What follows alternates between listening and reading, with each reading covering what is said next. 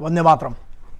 आप सभी को मालूम होगा, पूरे राष्ट्र पर, पूरे भारत पर सबसे बड़ी एक दुखद घटना हुई है।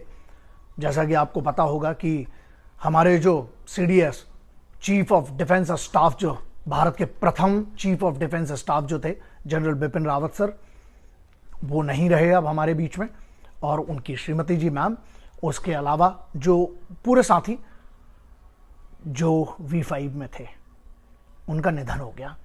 बहुत बड़ी दुर्घटना है। मैं हड़बड़ी में ना, जो लोग बिल्कुल दो बातें करना है। नंबर एक बात यह है कि किस प्रकार की बोलने की, अभिव्यक्ति की आजादी का कोई लेवल है हमारे देश में कि नहीं है। वो व्यक्ति जो आर्मी, नेवी, एयरफोर्स तीनों के चीफ्स के ऊपर और ट्राई फोर्सेस जो भारत की हैं उसके ऊपर के पद पर, जो प्रथम इतना बड़ा पद यार, जो जिस व्यक्ति ने हमेशा अपनी बेबाकी से अपना जिंदगी जी, वो व्यक्ति जो इतनी ज्यादा नॉलेज रखते थे, उस व्यक्ति के बारे में कुछ लोग इंटरनेट पे, जो पिछले जब से यह हादसा हुआ है, आपने क्या क्या लिख रहे हैं लोग। तो दो बातें। पहला कि क्या अभिव्यक्ति की आजादी की छूट इतनी मिलना चाहिए कि राष्ट्र को, इतनी बड़े बलिदान को, इतने बड़े व्यक्ति के लिए आप कुछ भी कह सकते हो और पूरा देश बर्बाद करें। अंदर इंटरनेट का मतलब कुछ भी आप कहेंगे क्या। दूसरा, कुछ वेटरन्स हैं, कुछ एक दो, पता नहीं, मैं अब वो नकली है मुझे लग रहा है, असली तो ये वेटरन्स को भी सावधान इसलिए रहना है क्योंकि इस टाइप के जो वेटरन, जो अपने आप को वेटरन बता के और जो एक चीफ ऑफ डिफेंस स्टाफ के बारे में बुरा बुरा लिख रहे कि ऐसा, मतलब क्या, मैं बोल भी नहीं सकता हूं, इतना बुरा लिखा गया और आप उनका समर्थन करते हैं, तो देख लीजिए फिर आपकी क्या सम्मान रह जाएगा।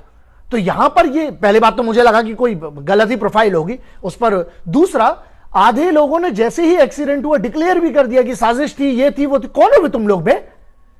मतलब मिलिट्री इंटेलिजेंस जो है, आर्मी की, नेवी की, एयरफोर्स की, तीन इंटेलिजेंस जिस व्यक्ति के पूरे कॉन्वॉयज, हर चीज पे अगर षड्यंत्र है तो वो तो कोर्ट ऑफ इंक्वायरी समझते हो, वो होगा। ब्लैक बॉक्स की बहुत सारी चीजें रिवील होंगी, उसमें जो होगा तो एक पूरी प्रोसेस है ना।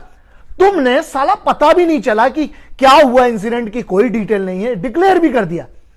आधे हरामखोरों ने साजिश ही घोषित कर दिया इसको। कैसे पता तुम्हें?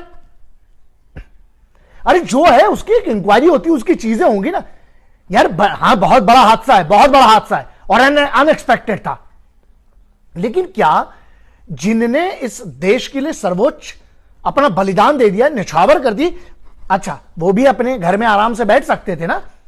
उनको कहां इतना मूवमेंट में जाने की जरूरत थी। 20 मिनट के दौरान अगर ये बहुत बड़ा हादसा हुआ है तो वो भी तो घर में बैठ सकते थे ना। जितने इतने बड़े पद का व्यक्ति, वो व्यक्ति अगर ट्रैवल करे तो कोई रीजन था? क्या बात करें यार। मुझे उनकी जीवनी पे नहीं जाना है क्योंकि वो पूरा आपको भी पता चला। जिसको नहीं पता उसको फिर बताने की कोई जरूरत भी नहीं है कि कौन थे बिपिन रावत साहब, कौन थे। अगर आपको अभी भी नहीं पता तो ये वीडियो आपके कोई काम का भी नहीं है। मैं उनकी बात कर रहा हूं, मैं उन बच्चों की बात कर रहा हूं। जब वहां की अंतिम यात्रा उनकी जब निकली तो हजारों युवा जो थे वो दौड़ रहे थे। अब वही बात है ना कि ये लोग फेमस नहीं है तो कौन जो इनके खिलाफ बोल रहे हैं, जिनने उनके बारे में बुरा बोला, कौन थे वो? किसी पार्टी के थे बे?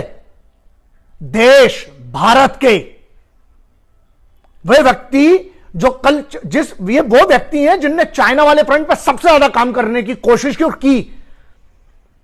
आपको पता भी है क्या होती हैं ये चीजें। मुझे इतना ज्यादा नेटिग्रिटीज फौज के बारे में नहीं, वो उनने क्या किया क्या नहीं किया वो एक बहुत बड़ी बात है। बात यह है कि यार मान लीजिए आप किसी ऐसे व्यक्ति को जानते हैं जिनका ऐसे हादसे में निधन हुआ है, जिनने हो सकता है इतने सर्वोच्च पद पे ना हो, तो क्या आपके अब उनके बारे में भी गलत लिखेंगे? ये तो मानसिकता पता चलती है ना। तो यार क्यों नहीं इन लोगों पर, मैं फिर बोलता हूं, भारत सरकार को क्यों नहीं एक पूरी साइबर की एक टीम ऐसी खड़ी करके, जिन लोगों ने ऐसे हादसे में पूरी फौज का मोरल डाउन करने की बात करें, अपमान कर रहे हैं, आप इतने बड़े पद का, एक सर्वोच्च पद का आप अपमान कर रहे हैं, क्यों नहीं इन लोगों पर राष्ट्रद्रोह चलना चाहिए? क्यों नहीं उनको उठा के जेल जाना चाहिए? हम ना कितनी सहनशीलता रखें यार इस देश में, और फिर लोग बोलते हैं कि मैंने जुबान दी है ना गाली नहीं बकने की, लेकिन क्या ये लोग गाली डिजर्व नहीं करते? आप सोचिए, आप अपने आप से पूछिएगा क्या चल रहा है। गमहीन माहौल। उन परिवारों का सोचा नहीं, लेकिन आपको क्या करना है? क्योंकि तुम्हें तो आजादी हराम में मिल गई है ना, तुम्हें फ्री में मिली है। तुम्हारे लिए जो वहां पर armed forces, army, navy, air force या पैरामिलिट्री फोर्सेज, जो ये पुलिस के जो सिपाही, ये जो इतनी मेहनत करते हैं, जो दिन रात लगे रहते हैं, उनकी तुम्हें तो वैल्यू है नहीं, क्योंकि तुम्हें तो आराम से तुम्हारे घर में सब मिल रहा है ना। और तुम्हें उस आजादी की कीमत कभी पता नहीं चलेगी जो आजादी के लिए ना ये तिरंगा फहराता जो है ना, उसमें बलिदान गया है लाखों का, आज से नहीं हजारों सालों से। यार कम से कम किसी को सम्मान नहीं दे सकते तो उसका अपमान तो मत करो उसके बलिदान का। और क्यों नहीं इन पे कार्रवाई होना चाहिए? इनको क्यों नहीं गाली पड़ना चाहिए ऐसे लोगों को जो इतने बड़े पद, इतने बड़े अधिकारी, इतने बड़े व्यक्ति, इतना बड़ा व्यक्तित्व जो था उनका। हाँ, हो सकता है आपका उनसे कई होंगे ऐसे जिनको उनसे मतभेद हो। अरे मतभेद अलग चीज होती है यार, वो तो डेमोक्रेसी है, मतभेद बनता है, उसी से चीजें सुधरती हैं, वो बात अलग है। लेकिन क्या आप इनका इस स्तर पे आप उनका अपमान करेंगे? जो ये हादसा हुआ है, कुछ भी लिखा जा रहा है इंटरनेट पे, तो क्यों नहीं लगाम आर्टिकल 19 पे? रिस्ट्रिक्शंस क्यों नहीं है? बर्बाद कर देंगे अगर आर्टिकल 19 ऐसे ही चलता रहा, छूट ना, तो बर्बाद कर देंगे ये कमीने लोग देश को। और फिर लोग मुझसे बोलते यार मैं कोई फौजी नहीं हूं, मैंने कोई आर्म्ड फोर्सेस ज्वाइन नहीं की, लेकिन मैं जो जिस स्तर पे जुड़ा हुआ हूं वो तुम लोगों को बताने की जरूरत भी नहीं है, और मैं क्या कर रहा हूं जिनको पता होना चाहिए उनको पता है। मुद्दा यह है, मान लीजिए आप फौजी नहीं है, मान लीजिए आपके घर में कोई फौज में नहीं है, मान लीजिए कोई army, navy, air force, paramilitary forces, police का आपके अंदर व्यक्ति नहीं है, तो क्या आपका सम्मान, आपको सर्विसेज तो मिल रही है ना? किस टाइप के लोग हो यार? पानी पूरी वाले के बाद एक सूखी पुल की पानी पूरी खाता है आदमी, एक रेस्टोरेंट में जाता है, सौंफ और वो लेता है बाद में और धन्यवाद करके आता है। किस चीज के लिए? उनने तुम्हें सर्विसेज दी है। जो व्यक्ति आपके घर पे आता सर्विसेज दे, तो उसको भी हम लोग जनरली धन्यवाद देते हैं इंसान के तौर पर। जिन लोगों ने अपनी जान दे दी इस देश के लिए, अरे कम से कम उनका धन्यवाद नहीं करना चाहते हो? तुम लोग निकम्मे गद्दार हो तो मत करो, लेकिन अगर धन्यवाद नहीं कर सकते तो उनका अपमान तो मत करो उनकी शहादतों का। कि क्या चल रहा है सोचिएगा जरूर। कौन है लोग?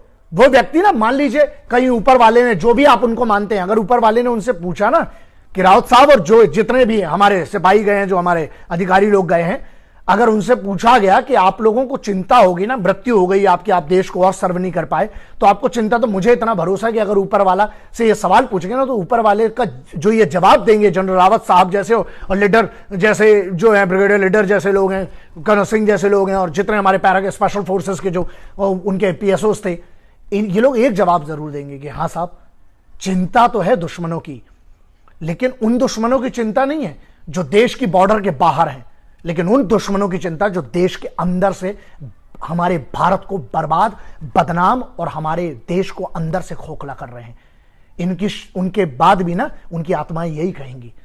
लेकिन फिर भी आप सोचिए कि इस पूरे इंसिडेंट में, इस इतने बड़े हादसे में आप किस फड़ में खड़े हैं? आप इनको अगर सम्मान नहीं भी दे सकते तो यार अपमान करना ये कहां से चल क्या रहा है? और मैं जिस, आप समझ गए होंगे मैं क्या बोलना चाहता हूं, लेकिन मैं बोल नहीं पा रहा हूं क्योंकि मैं अपनी भाषा से, मैंने जुबान दी है, मैं अपनी वाणी की मर्यादा रख रहा हूं, मैं अपनी बात को बहुत मर्यादा के साथ रखना चाह रहा हूं। लेकिन अब ये आप लोगों के ऊपर है, ये आप लोग निर्धारित करें कि जो लोग इस प्रकार की भाषा का उपयोग करते हैं, ऐसे लोगों के लिए आपको उनके साथ क्या करना चाहिए। जय हिंद, वंदे मातरम, इंकलाब जिंदाबाद, भारत माता की जय। और मेरा प्रणाम है ऐसे हर व्यक्ति को जिसने इस भारत माता के लिए अपने लहू का बलिदान दिया, जिसने वर्दी पहनी और जिसने इस भारत माता का सम्मान किया। और मान लीजिए मैं हर उस इंसान का प्रणाम करता हूं जिसने मान लीजिए कोई फोर्स ज्वाइन नहीं की, लेकिन उसके बाद भी कम से कम वतन से गद्दारी नहीं की। जय हिंद, वंदे मातरम, इंकलाब जिंदाबाद, भारत माता की जय।